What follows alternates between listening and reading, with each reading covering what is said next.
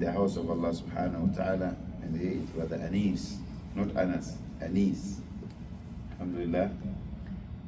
And he will, inshallah, read questions, and we will try to answer what we know, and what I don't know, we can defer and push it forward to do more research, consult Kabir Mashayikh, Kibar al-Mashayikh, to give us the correct answers.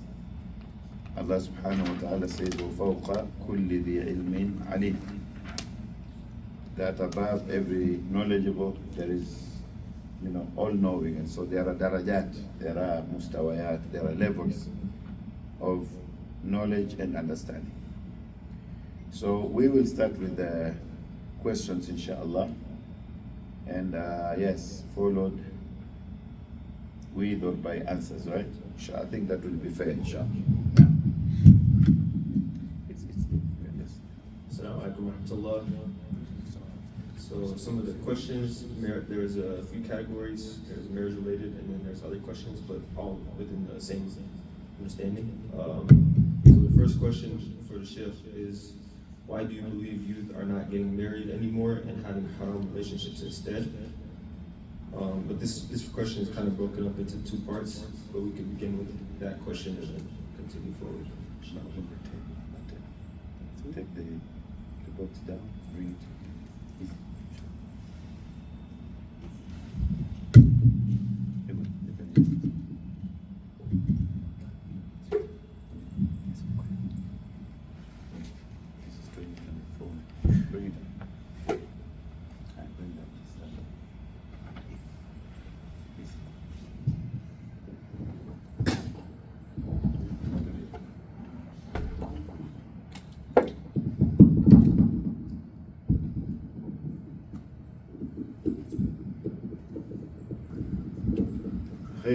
So the first question was? First question is, why do you believe youth are not getting married anymore and having haram relationships instead?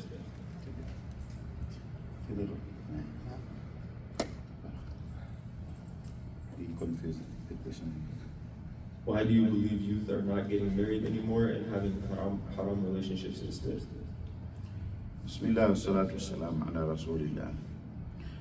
Why do I believe youths are not getting married, and why do they get in haram? I will start by saying that Allah knows best. Allahu A'lam. But if you want to talk about my observation as an imam, community's imam, but also having listened to many ai*imma elsewhere, when addressing this topic, there are many contributing factors. Why youths don't get married?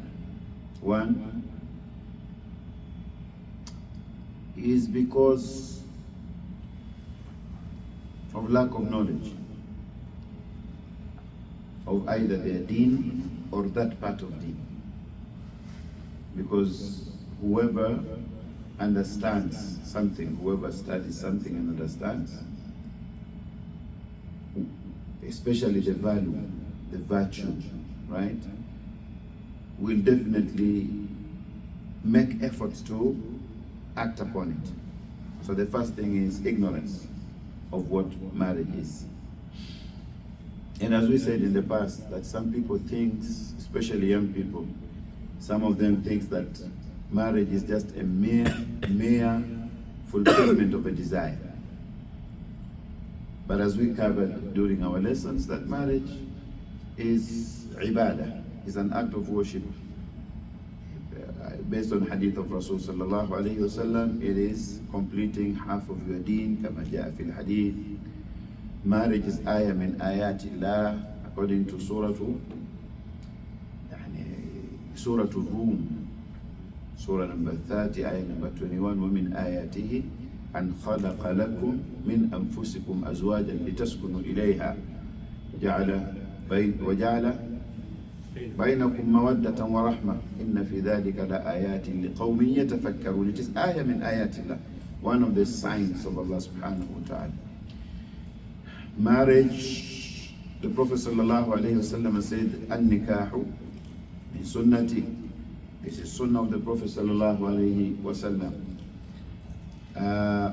Marriage is the beginning of building a family, right? Marriage is a means of, is a protection.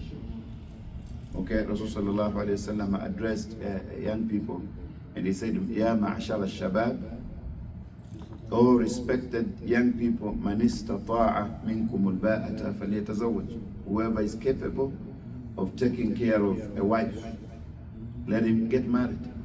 And then he gave reasons. فَإِنَّهُ أَغَضُّ لِلْبَصَرِ وَأَحْسَنُ لِلْفَرْجِ. These are all ahadith. For getting married, once you get married, it's going to help you to lower your gaze, but also it's going to help you to guard your private part. And of course, marriage is a means to Jannah, right? Marriage is a means to Jannah. Marriage is a means to righteousness, right? Because one of the main objectives is وَالَّذِينَ يَقُولُونَ رَبَّنَا هَبْ لَنَا مِنْ أَزْوَاجِنَا وَذُرِّيَّاتِنَا قُرَّةَ أَعْيُنٍ وَجَعَلْنَا لِلْمُتَّقِينَ إِمَامًا. It is a means of attaining taqwa. So whoever understands what marriage is will definitely make every effort to get married. This is one of the reasons, major reason. Secondly is young people are struggling. They are struggling with school, they're struggling with their lives, they're struggling with work, right? So most of them feels that, maybe I have not gotten there. Because I'm going to school and maybe I'm working part-timely, right? Maybe some people feels like that. There are some problems also caused by parents. Another contributing factor is our parents. The community haven't understood the structure of marriage in Islam. We have focused more on Western part of life than Islamic life. Western part of life, or should I call it world, okay? Worldly structure of life and not Islamic life. Because Islamic life, there is a concept of prevention is better than cure. And this is found in Surah Mada, fi Surah Bani Israel, one of the ayat. Allah subhanahu wa ta'ala says, وَلَا تَقْرَبُوا الزِّنَا إِنَّهُ كَانَ فَاحِشَةً وَسَاءَ سَبِيلًا. Nor come closer to zina. Surah Al-Furqan talks about وَلَا يَزْنُونَ, qualities of the true servants of Allah that He loves. وَالَّذِينَ لَا يَدْعُونَ مَعَ اللَّهِ إِلَهًا آخَرَ وَلَا يَقْتُلُونَ النَّفْسَ الَّتِي حَرَّمَ اللَّهُ إِلَّا بِالْحَقِّ وَلَا يَزْنُونَ. So here Allah said they do not commit what? They do not fornicate, right? They do not commit adultery. But in another ayah of Surah chapter 17, Allah subhanahu wa ta'ala says, وَلَا تَقْرَبُوا الزِّنَا, nor come, do not come closer. Which means you have to follow all precautionary or preventive measures that will protect you from getting there. This is the concept of al-wiqayatu khayrun min al-ilaj, yani prevention is better than cure. And these are preventive measures. And so people think that, we parents and the community have already made up their mind. My son is not going to get married until he graduates. My daughter is not going to get married until... They don't even discuss what is happening in between here. They don't discuss temptations. They don't discuss, bad environment. They don't discuss ikhtilat that is found in universities and colleges and, in the society and at work. Because then you find that majority of, young people, boys and girls are working. Where do they work? Whenever they go to work, their how do you call it, dressing code changes, okay, especially girls. A portion of their body has to be exposed. There are many fitan outside there. Parents, and I never had, since I'm in this community or another I never had community calling for a meeting saying, how are we going to solve this fitan that may attract youth to committing zina. And then the reality is that zina is committed. We don't know who is committing it, but out of 10, there is this one or two who is committing zina, right? Alhamdulillah, all of us are clean. May Allah subhanahu wa ta'ala encourage us to maintain that. So then parents have contributed a lot to this. And some parents are telling their children that, graduate mama or graduate baba, they call you baba. And then once you graduate, make sure that you get a good job. And once you get a good job, make sure that you travel. And once you travel and settle and then you can get married. They don't care much about what happens in between. So the first reason is ماذا؟ الجهل. الجهل بالدين أو الجهل بالزواج. And that is very big, okay? So if you don't know, you're not going to value it, right? Number 2 is the youth themselves, okay? How they have programmed themselves. That is also contributing, but also the society, especially parents. And we know that many youths have tried to convince their parents to get married as soon as they can. There is always obstacle, 99%. They normally don't accept. They will bring excuses of you're still studying, you're still schooling, you're still doing this and this. Are you capable? So those are some of the, and lastly, just not committing to following your deen. There is lack of knowledge, and then committing to follow the commandments of Allah subhanahu wa ta'ala and abstaining from haram, from youths. That is another reason why it has been, most of youths are not getting married, and some youths, even if it is 1%, fall in a trap of committing zina. Wallahu a'lam. Jazakallah khairan, Sheikh, for that elaborate, thorough answer. I think it's very unfortunate that youths are not getting married as much and having haram relationships. However, at LOCC, we care a lot about actionable steps and solutions.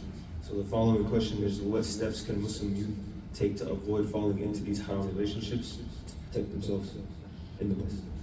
It's very simple. There is no Islam in the West, or Islam in Saudi, or Islam in Japan. Islam is Islam. That is the first understanding. There is no real Islam that divides Muslims in the West, and there are some furur, there are some branches here and here based on some cultures, like in the West. Like in haram is haram in Mecca, in Denver, in Africa, somewhere in Ethiopia or Sudan. Haram is haram, right? And halal is halal. So what should youth do? Quickly, 1, seek knowledge. People take that statement for granted, but that is the beginning. There is no iman, there is no faith, building your faith without knowledge. There is no following Islam blindly. There is no ignorant following, there is no blind following in Islam. Your Islam that you follow, Islam that you are committed to. Your submission should be informed. Okay? So the first way out to this problem is we have to seek knowledge.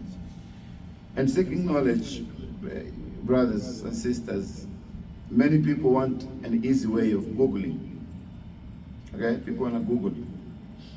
But people are not ready to sit in front of teachers to learn.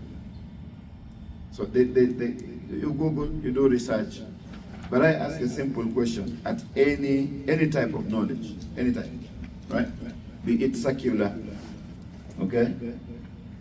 Did we start studying by doing research? Where do we start studying? Did we start studying at home? Even kids who are studying online, they are taught by teachers, right? They're taught by teachers. Mothers are helping them. There are supervisors. How comes that to be an engineer or to be a scientist, to be a doctor, we have to go to school and we have to follow the formal, official, system and structure. But when it comes to our deen, everybody starts from verdicts, fatwa. Everybody wanna Google just to get an answer, and then you feel good. You think that, when are we gonna start sitting down to study? Because when you read Quran even alone, when you read Quran alone, you read what you read, right? If it is in English, that is a translation, it may be a close translation of the meaning. But if you want to understand the Quran, you have to go back to the original language, right? So the first thing is we have to acquire knowledge. Number two, and this has been outlined in books of Tawheed. Wallahi, if we do four things, we are safe. One, acquire knowledge. Al-ilm wa huwa ma'rifatullah. Knowledge means to know Allah and to know Prophet Muhammad sallallahu alaihi wasallam and to know your deen bil adillah. To know your deen with proofs. By knowing your deen, you know what Allah has commanded, and you're gonna know what Allah has forbidden. By knowing your deen, you're gonna know that, oh, I'm gonna meet with Allah subhanahu wa ta'ala. There is day of Qiyamah, right? You need to study your deen. Number two, you have to act upon your deen. When you act upon your deen, don't ignore the second part of acting upon your deen. One is doing ma amar Allah, what Allah has commanded. And the second part is avoiding what Allah subhanahu wa ta'ala has forbidden. Do you know why sometimes we have a problem? Somebody may be praying on Friday evening, but then he has a date with a so-called haram sweetheart. He's dating somebody. But he's in the masjid. He said today is Jum'ah. In fact, on Thursday, he or she tell her that I'm not going to, today is Thursday. So tomorrow is Jum'ah. It can even be Qiyamah, So I don't want trouble. He's in the masjid. And that evening, he may attend the Isha in any one of the masajid. After Isha, he's dating somebody. If not, right, physically, he's dating somebody and talking for 6 hours. Now you can imagine that many people who think that they are making efforts towards righteousness, they do a lot of good, but also they do a lot of haram. You know how a means of you breaking bad habits is doing righteousness. Like a prayer is supposed to help you break bad habits. Yeah. Say there's a habit you can't break, but you're praying your prayers. What's the issue? Yeah. So the issue is the same effort that you make in doing good should be the same effort and more that you make towards. Makes the same effort. If you can drive from home to the masjid to perform salah, that is good, right? It helps you. Continue performing salah, even if you have some weaknesses. Lakin do not promote. Also fight to abstain from, those haram. And that is based on hadith of Rasulullah sallallahu alaihi wasallam, hadith narrated by Abi Hurairah radiallahu anhu, when Rasul sallallahu alaihi wasallam told them that man ya'khudhu anni aw minni hadhihi al-kalimat fay'amalu bihinna aw yu'allimu man ya'mal bihinna. Who is going to receive these teachings from me so that he himself can act upon them, or he can at least teach somebody else who is going to act upon them. And he said that the Prophet sallallahu alaihi wasallam, adda khamsa. He mentioned 5 things in that gathering, and one of them was, what is it? The first one was ittaqil maharima takun a'bad an-nas. That avoid haram, avoid the limitations and boundaries of Allah. Where Allah says don't do not do it. Don't transgress the boundaries of Allah. Then you are the best of worshippers. Right? So nothing stops you. In fact, you are encouraged that even if you have some weaknesses, what should you do? Continue doing good, right? Lacking, you need to be very careful and say, okay, I've done good. But what about if I die, for example, doing that haram? Because there are certain bad deeds. There are also certain bad deeds that, may drop and cancel all your deeds. It can be shirk. It can be, for example, acts of kufr wa ma ila dhalik, right? So you have to be very careful. What am I doing? So acquire knowledge. Do act upon your Islam. You want to be safe, act upon your Islam by doing what is right and avoiding what is wrong, and then convey.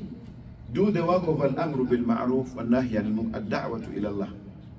How comes that we talk about musicians and we talk about that and we talk about Miss America and Miss World, and we talk about, you know, sportsmen, and you know, and we talk about, you know, who has the biggest, how do you call it, muscles in the world, and you know, those nude people, man. Here is big, but down here, aura. When did you see someone in Thawb, you know, going for those, how do you call it, you know, the weightlifters? You see how aura, how the stuff.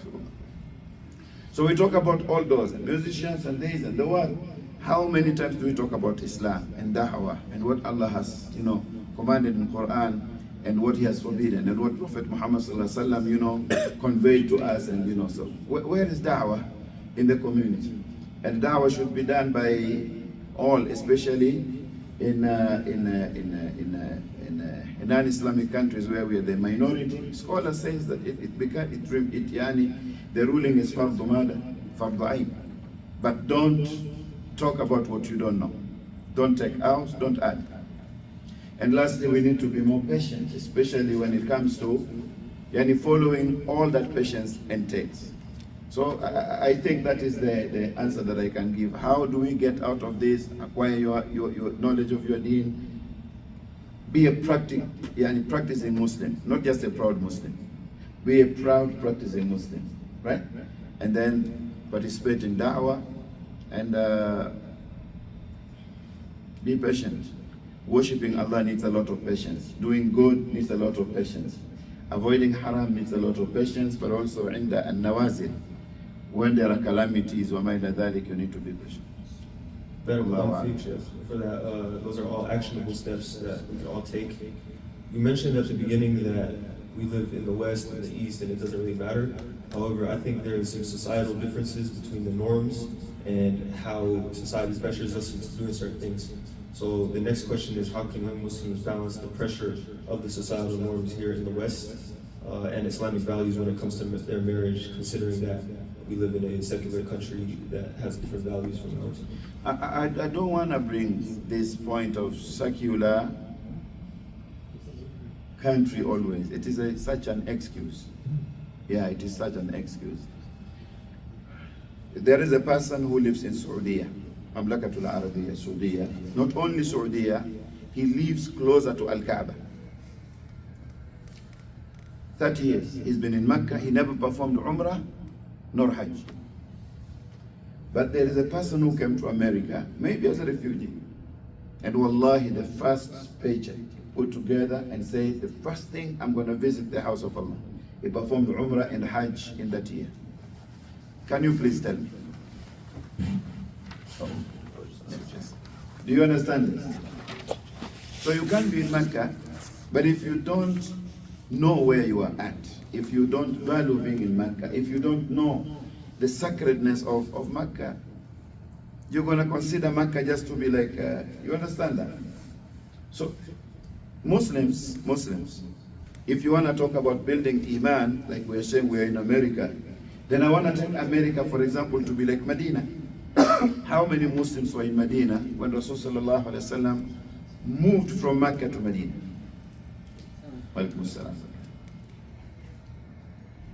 And how many Muslims were in Habasha when Muslims migrated from Mecca to, did they practice the Islam or not? Did they practice the Islam? They practiced the Islam. So yes, we are living in America.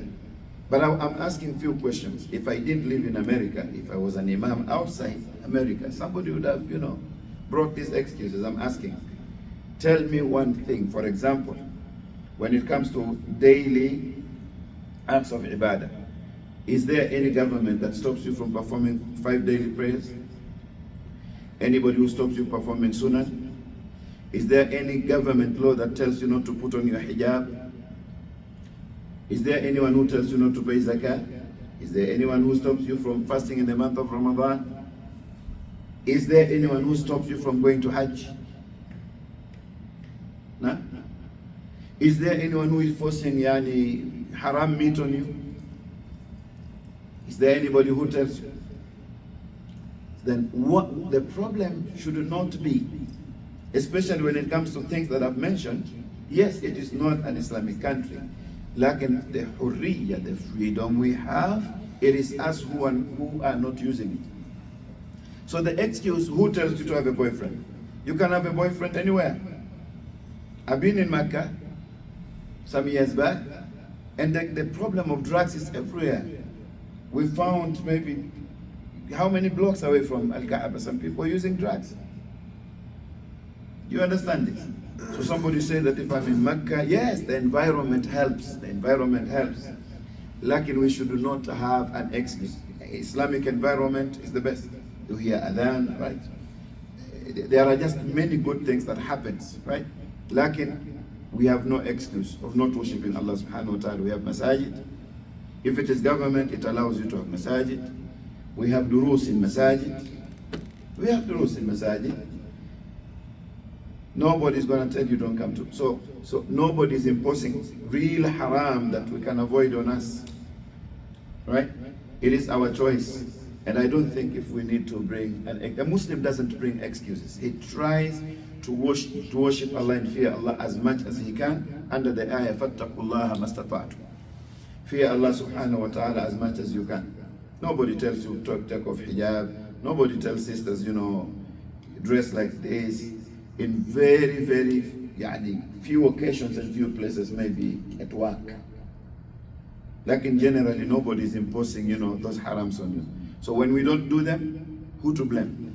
America was us. Allah subhanahu wa ta'ala says, Man amila salihan falinafsi. Whoever does good, let him or her know that he or she is doing good for the benefit of herself or himself. وَمَنْ أَسَاءَ فَعَلَيْهَا. Whosoever choose to do bad or evil or commit haram, you are just doing it against yourself. So let us not have this thing of America. Wallahi, wallahi, wallahi. I hate swearing. In some Islamic countries now, some Islamic predominant country where Muslims are the majority, you cannot give lessons in the masajid like I'm giving. Do you know that? You cannot. Whoever has been in da'wah will tell you, khutbah is written by the government. And you cannot. Imam of the masjid is controlled, and you cannot read this, and you cannot read that. Who is controlling us here? You can be a better Muslim here, maybe than elsewhere. Do we want to be Muslims? No excuse. Ibrahim alayhi salam was one person. He wasn't old. Sami'na fata. Okay? One person is called the entire ummah. The whole world of that time, the whole world of that area, were mushrikun and kuffar. But Allah subhanahu wa ta'ala called him, Inna Ibrahima kana ummatan qanitan lillah hanifan walam yaku min al-mushrikin. One person. So why do we bring excuses? Ibrahim was surrounded by what? Mushrikun, from king down to his parents. And he was alone. And he was a Muslim. And he was mustaqim. So we have no excuses. We can do it, brothers and sisters. It is just an excuse. America is not going to appear in the court of Allah. Then why can't you live? If you cannot practice your Islam here, go to another country. Go, please. No, government didn't force you to come in, and government is not going to force you to stay. Save your deen, right? Save your deen. Save your Islam. Save your Islam. Practice Islam, and there should not be any excuse now. Wallahu a'lam. What role does family play in the marriage decision process in Islam, and how should one handle family pressure? What role does a family play? It's simple. When you get married, you are not just getting marriage is not between a husband and wife. Keep that in mind. That is why families, number one, if you want to get married in Islam, we covered that during our course, right? What is the approach? Called the correct approach, even in exams. What is the correct approach? I wrote, is it to date somebody for a cup of coffee at Starbucks? What do you do in Islam? To approach the wali, right? Exactly, that is a role. A role of a family is that if a man, a brother, wanna get married, then he cannot just meet with a sister on the street and say, oh, sweetheart, I love you. No. Approach her parents. Family is already involved, right? Number two, family also help in one way or another to make the right choice. Sometimes your mom may see something that you can't see, or your dad. They can. And this is also found in the story of Nabi Ibrahim alayhi salam. Not only before marriage, but even after. What happened? Ibrahim alayhi salam visited Nabi Sulaiman, Nabi Ismail, his son, right? So he's a Rasul, he's a prophet, a messenger. His son is also a messenger. So they're in a different missions, right? Ibrahim is moving from place to place. And he didn't see his son Ismail alayhi salam for a long time. So he came to visit. But he missed his son. So what is happening? He found this lady who started complaining. He asked her, how are you doing? Without introducing himself. And she said that, we are here, but, your son is, going away. And we are here, but, maybe we don't have enough food. And she just she was just complaining. And Nabi Ibrahim alayhi salam listening. This woman doesn't know that this is the father-in-law. An old man. So then before he walked away, told her that, if your husband comes back, okay, just tell him that an old man passed by here. And he is advising her to change like the lock, of the door. Yes. Ismail alayhi salam came after some days, and she informed Ismail alayhi salam, the husband, that an old man passed by here, and this is what happened. And so Ismail alayhi salam asked, what did he say? Because he knows his dad. He said that he advised that you change the padlock, So Ismail alayhi salam said, that padlock is you. It meant you should be divorced. This does not give parents 100% rights, okay, to stop you from getting married to a good person. Do you understand this? I know where this question is coming from. Sometimes you have a potential husband, right? Or you have a potential sister that you want to marry, but then parents will become obstacle for no reason, or for dunya reason. Especially in our communities, we are asking for where does he work? Has he graduated? How many degrees? How is his earning? Has he bought a house? Those are questions that are popping up in our community. Every parent, of course, wanna be sure that my daughter is not gonna suffer, right? Definitely. Financial stability is very important. That is why Rasulullah sallallahu alaihi wasallam mentioned, "Ya ma'ashar al-shabab, man istata'a minkum al-ba'ata falyatazawwaj." But Rasulullah sallallahu alaihi wasallam said that he has to be a thari, al-ghani, al-tajir. He never said that. He has to be rich. As they say, filthy rich. No. Right? Rasulullah sallallahu alaihi wasallam taught us, إِذَا أَتَاكُم مَّن تَرْضَوْنَ دِينَهُ وَخُلُقَهُ فَزَوِّجُوهُ. If comes to you someone with these two qualities, deen and khuluq, behaviors and manners and etiquettes, marry him. Right? And the hadith continues. So yes, parents are involved in many ways, but parents also need to be very careful of depriving their sons or their daughters to marry good Muslimat or a good Muslim. I have a case, quickly to answer this. A sister called me. She's not living here, but parents are here. That 7 men approached her for marriage and father refused in our community. 7.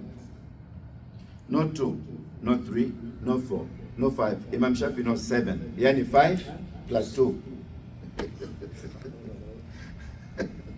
7 بالعربية 7 1 2 3 4 5 6 يا حسام 7 you know 7 hey.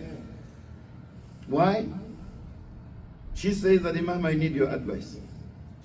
I'm a girl from age 21, 23, 25, 27, 21. There is the 8th one. My dad is saying no. Do you know why he's saying no? He doesn't even want to hear about, he doesn't even want to receive them to see.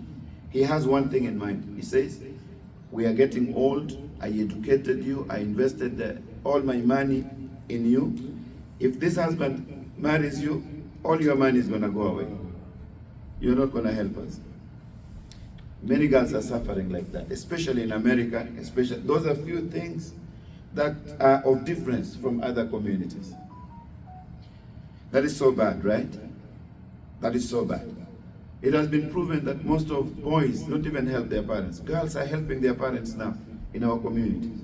Because a boy gets married and then he move away with this. But girls will say, yes, you marry me, but I still have to take care of my mother. It is girls, I'm sorry brothers. Now in our communities, girls who will call their dad and mom, Mom, did you eat? Mom, did you? Wallahi. Not because sisters are here. So why do you punish your girl? So this man doesn't care about girl being tempted to commit zina.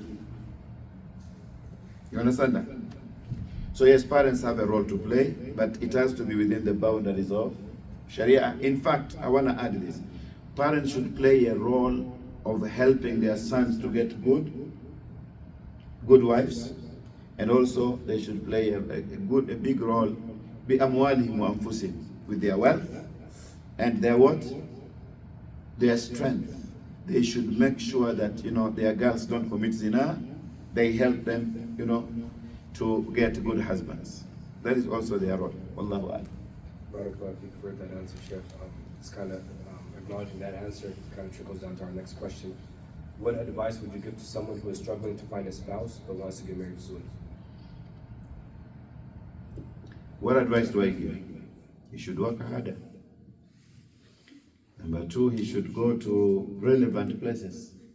Alhamdulillah, we have masajid. He should work harder to, pursue. If he really want to get married, he should work harder. And then he should make dua that Allah subhanahu wa ta'ala make it easy for him, right? And we should go to relevant places such as masajid. Such as masajid. In America is masajid, right? Or talk to relatives and friends and who can connect you. Anyone who want to get married, if you come out that you want to get married and you follow Islamic procedure of getting married, Allah subhanahu wa ta'ala will open doors for you. But sometimes people want and they don't want. People want and standard is too high. Some people never got married because their standard is just here. Brothers are giving conditions that those women never existed on earth. He's giving, maybe he's going to get married in Jannah to Hurul Ain. Too much conditions. I want a sister who is muhajjibah, a sister who knows hadeen. He himself, if you ask him what is tawheed, he doesn't know. But he wants a sister who covers herself, sister who does this, sister who does that, and sister who does that. And if she talks to me, if I talk to her, she should listen. Even the way he talks, his mouth is and sometimes we speak too much. I listen to Sheikh Ibn Uthaymeen, among others, Fawzan, among others, Mashayikh of Mamlaka, rahimahumullah. And you find that, وَغَفَرَ اللَّهُ لَهُمْ, you find that they make it a little bit easier. They emphasize on deen and khuluq. And if somebody's, a man should not be lazy because you're taking responsibility, right? They're giving, they're more structured. They don't exaggerate on shurut, right? So God's sisters also, from age, 20, she started looking. Allahu Akbar. 23, she's still looking. 25, she's still looking. Every year she had a list like this. She had a paragraph. Now that man has to be like this and has to be like this. And then another 25, and he also has to be like this. And then he has to be like this. So Allah subhanahu wa ta'ala says, this is what you want on you. I want to remind you regarding marriage. Rasul sallallahu alayhi wa sallam said, Inna deena yusrun. Our deen is easy. Allah subhanahu wa ta'ala says before that, yuridullahu bikumul al-yusr wa la yuridu bikumul. Allah subhanahu wa ta'ala does not impose hardship on you. Whenever you impose hardship on you in this religion, it's gonna be, you will suffer. You may have a brother with the 5 good qualities that you want, but he doesn't have another 3. That is a very good beginning. If you're looking for 8 qualities and he has 4, consider that brother. You can build other 2, and then 2 remains to be maybe he's gonna accomplish them or not because he's weak.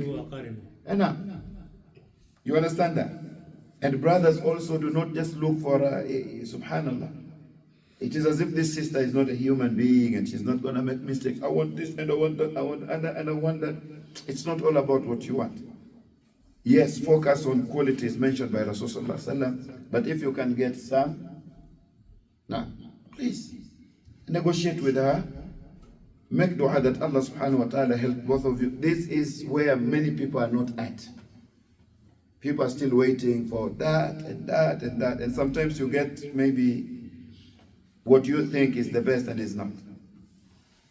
So I'm not saying that you should not set, definitely Rasulullah has already mentioned which woman, what are the qualities in a man and a woman. Look for them, go for them. But don't exaggerate. Wallahu a'lam. What are the most common challenges Muslim couples face today? I mentioned them during courses. One, the challenge is ignorant of marriage. Many of young people don't understand what marriage is. And some people were married 10 years ago, they are suffering today because of lack of understanding what marriage is. Number two, people think that my wife is gonna fix me. People don't start by themselves. People think that, marriage is us, and that is why you find that many times people are pointing fingers at it's you. Nobody wanna take, lack of taking responsibility. Lack of owning what? Mistakes. Most of couples, nobody comes to me except that the start is bad. They say, he did this to me. She say he did, he say he. Nobody say that I'm wrong. I think I started the problems, right? And then it would extend it to him. So nobody wanna own that. That is another challenge. Three is families. Families have destroyed many marriages now. A lot of interfering of families. Families should be in a position of solving, helping to solve. You find mothers nowadays, few mothers, alhamdulillah, are okay, will say, go back to your. You may find mothers who they are remote controlling their how do you call it? Their daughters' homes. Do this. If he tells you do this.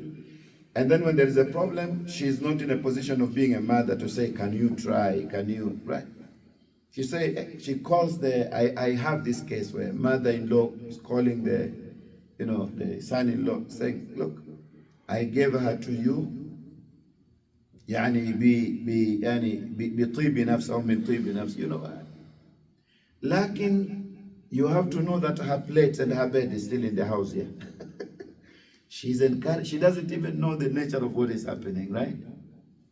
Parents have to bring sulh, reconciliation, and find, what are the problems, and then see how they can encourage. If the daughter is wrong, say daughter is wrong. If the son-in-law is wrong, say, and then see how you can help them, right? So, and then there are financial issues, ya Kamal, nowadays. There are financial issues. And then there are just emotional issues. Most of marriages are also destroyed, or many homes are not stable because of emotions, lack of sabr, right? Everybody knows, and everybody's mad, and everybody's this, and everybody, right? Yeah, so there are such, and I think people don't connect their marriage with akhirah, knowing that Allah subhanahu wa ta'ala, they will stand in front of Allah. And of many questions that both the husband and wife will be asked is on marriage. How did you take care of the institution of marriage? Well, amongst many, many challenges. Regarding that, how... And I will add, not fulfilling hukuk, rights. Girls don't know what are their rights, and they don't want to know. They ignore the rights of the husband. Men are ignoring the rights of their wives. Even when their wives reminds them, they know how to shut their mouth. You don't talk. You're just a woman, and I'm the man. I'm talking about my rights. You understand that? You woman is never satisfied, and this and so. يعني عدم مراعاة ماذا؟ الحقوق. حقوق الزوجية. How important is financial stability when preparing for marriage in Islam? How How important is It's very financial important. It's very important. Allah subhanahu wa ta'ala says, Ar-rijalu, this is ayah in Quran, قَوَّامُونَ عَلَى النِّسَاءِ بِمَا فَضَّلَ اللَّهُ بَعْضَهُمْ عَلَى بَعْضٍ وَبِمَا أَنفَقُوا. How important is it to be financially, right, stable? You have to as a man. Allah subhanahu wa ta'ala has given you daraja, and we say it during the course. What is the meaning of qawwama? What is the meaning of qawwama? Qawwama means you have to protect, you have to provide, and you have to guide, right? Do you know that if you marry in Islam, you get married, and you do not fulfill, for example, rights of a woman, she has right not even to share bed with you. You know that? You don't bring food home, she's hungry, and you want to make babies. No. That is how serious it is. And vice versa. You bring food and the wife is keeping away from you, or she doesn't have right to be fed. You can stop her rights. So being capable of providing, feeding your family is very important. Rasulullah sallallahu alaihi wasallam spoke in a hadith that they have rights. One of the rights is to clothe her, to accommodate her, and to feed her, right? Right? Exactly. And I want to say, I want to say something. We live in America, and alhamdulillah, brother, you find that a wife and a husband are assisting one another. But sisters, I want to tell you, if you hear me, it's not a must. You have right over your wealth. What you acquire is yours in your account. If a brother want to marry you, unless you want to help him, he's a good brother, he's working hard, right? But maybe not earning enough, and you feel that, he's going to be a good brother. But a lazy person who says that, I want to tell you, 70% of young people who present, for example, sisters in front of me, they say that, you have to work. A man is making it a condition that a sister has to. That is not part of negotiations. Rasul sallallahu alaihi wasallam, knowing that some women were business women in his time, he still said that of her rights upon a man is that a husband should clothe her, should accommodate her, should provide accommodation, and should feed her.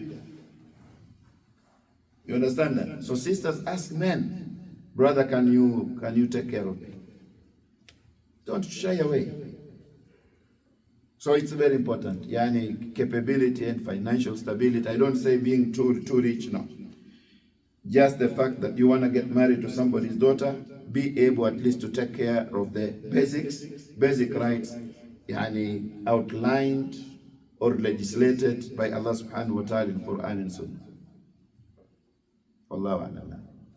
How can Muslim couples strengthen their marriage through Islamic practices and teachings? Already when you practice Islam and you understand that we when we come together, that is why one of the conditions of marriage is ad-din, right? Do you understand that, brothers and sisters? One, a Muslim is not allowed, a Muslim man or a woman is not allowed to marry a mushrik or a mushrika. Did you understand that? A mushrik or a non-Muslim. Okay?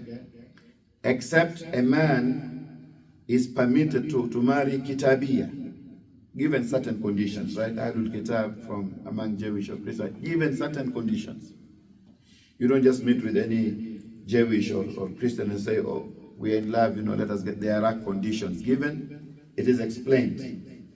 Okay, now, why? Why? Because deen is the asas, deen is the foundation. So the fact that you come in marriage as Muslims, right? What else? And then nikah has to be presided over Islamically, right? Because there is wali and there must be shuhud, at least 2 witnesses, and mahr has to be established, the dowry, what else? Ijab and qabul, the offer and acceptance, right? And also, it's not only that. Also, this marriage has to be free from mawani, such things that may prevent that marriage. You may find all this, but what about if she's your sister, if you understand that? She's your daughter, so there are حرمت عليكم أمهاتكم وبناتكم. You understand that? There are women that are forbidden that you cannot marry. You may love a sister and then you love her, maybe her sister. You love a wife and then, can you marry her sister when you're living with her? وَأَن تَجْمَعُوا بَيْنَ الْأُخْتَيْنِ. You cannot marry two sisters, together and live with them under one roof. Did we understand this? Yes. Did we? So then, what were we discussing? What was the question? Strengthen couples. Yeah, so when you follow Deen, of course, you have to establish. I reminded you that when you come in marriage, you are not moving. These are not two Muslims moving to a house. No, these are two Muslims who are moving in a house to establish an Islamic home. So if there is an Islamic home where Allah is mentioned, where there is salah, where haram is avoided, where halal is consumed and done, okay, where the aspiration is what? The objective is taqwa, definitely you're going to strengthen one another. And I want to put an ayah. Allah subhanahu wa ta'ala says this may help husband and wife. وَالْمُؤْمِنُونَ وَالْمُؤْمِنَاتُ بَعْضُهُمْ أَوْلِيَاءُ بَعْضٍ. Believing men and women are allies and helpers to one another. What strengthen your relationship? يأمرون بالمعروف وينهون عن المنكر ويقيمون الصلاة ويؤتون الزكاة. And then now, so ayah continues until Allah subhanahu wa ta'ala says أولئك سيرحمهم الله. Do you understand that? ويطيعون الله ورسوله. So believing men and women are allies. What do? They encourage what is good, that is going to strengthen your relationship. They forbid what is evil. They establish salah together. They pay zakah. They know that has to be paid. And then they obey Allah and His Messenger. If you obey Allah and His Messenger, your relationship is going to be strong. أُولَٰئِكَ سَيَرْحَمُهُمُ اللَّهُ. Allah is saying that for sure Allah will have mercy on people who are practicing that. Barakallahu Fiqh, Sheikh, for answering our marriage-related questions. We have 3 other questions outside of this topic Okay. that we'd like to ask you. Now, First one, what should be a Muslim's response when confronted with mainstream celebrations that conflict with Islamic values, such as Halloween and other holidays? don't do it. That is the answer. Wallahu a'lam.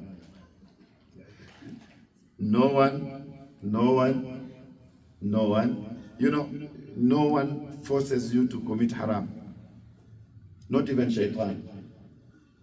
Shaitan never held a gun saying you have to. No. Shaitan yuwaswis. He's coming with waswasa, or he's coming. He has different ways. Enticing you, doing this, attracting you towards what? Decorating what is evil to be good, right?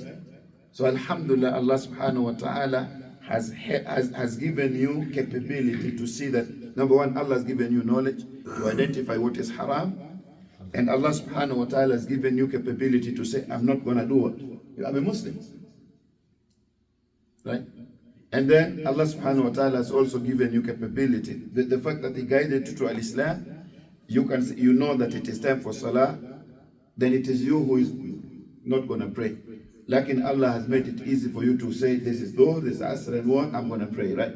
So, if there is anything that is contradicting Islam, keep away from it. You can keep away from it. Can you avoid haram? Fi Surah Yusuf, when Yusuf alayhi salam had reached, his, should I call it adulthood, right? Nabi Yusuf, remember? And the wife of Al-Aziz, everybody knows the story of Yusuf. When a woman sought to seduce him, and she took off her clothes, and she told Yusuf, "Hay talak, the field is yours." Yusuf would have done just one thing. Like, what did Yusuf do? There's a very beautiful woman in front of Yusuf. Zulaykha was so beautiful. So beautiful.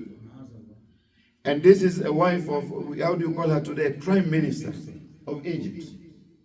And Egypt was so powerful that the whole region So you can imagine who is this woman. Beautiful, she has influence, you understand that? But this woman was craving and she trapped Yusuf. So people who say that, especially young people, I could not help it. That guy, that brother, those are all excuses. Run away. Just think of Jahannam, run like this. Run. Nabi Yusuf ran. Yusuf qala ma'adha Allah, say, no, I fear Allah. And when this woman was too much, Yusuf alayhi salam ran towards them. Why are we going to haram? And then we say, so yes, anything that is against Islam, especially celebrations, look, you will stand in front of Allah alone. And Allah subhanahu wa ta'ala is going to have a direct conversation with you alone. Allah is not going to ask you about how many people are seeing you. It is you and Allah. When you think of that, then definitely you will save yourself or you will destroy yourself. Wallahu a'lam.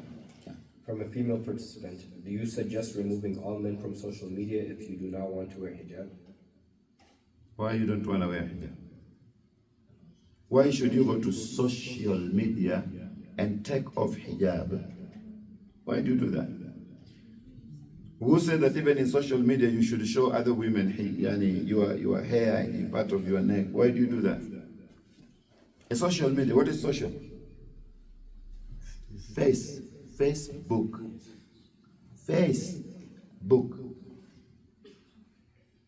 So you say your hair, are they not going to see your chest? Are they not going to see your? Do you know how Muslims are misrepresenting Islam on social, even with hijab? Social media has become a place where people are showing fashion. Hijab, this has just arrived from Dubai with a heart here, showing her this and showing her this. Even sisters in hijab, they still have a lot of issues. Watch them. I meet with some on TikTok, and then I make dua for them.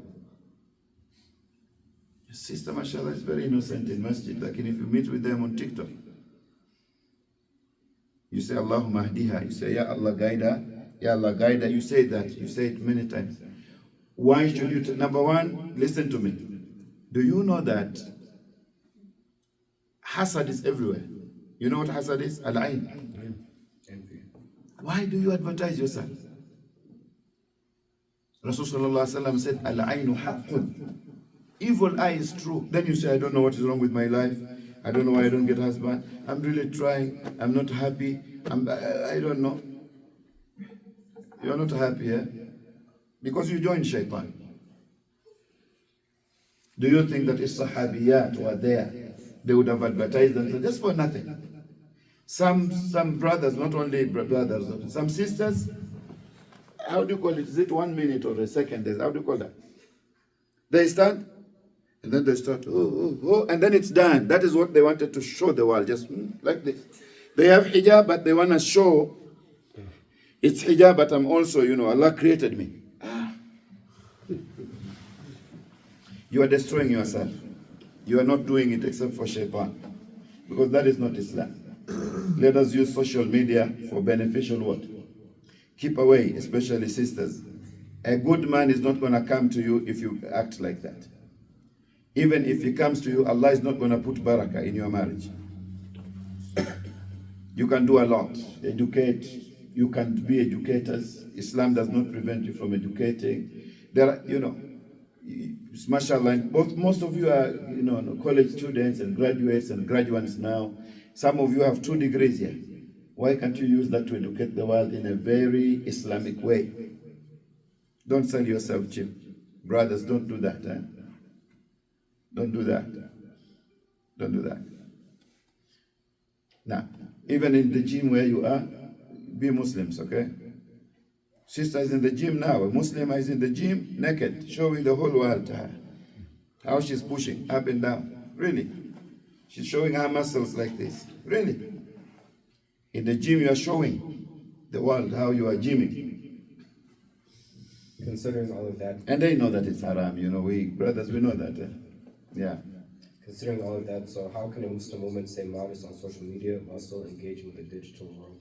Every Muslim knows the boundaries. Just know the boundaries of Allah subhanahu wa ta'ala.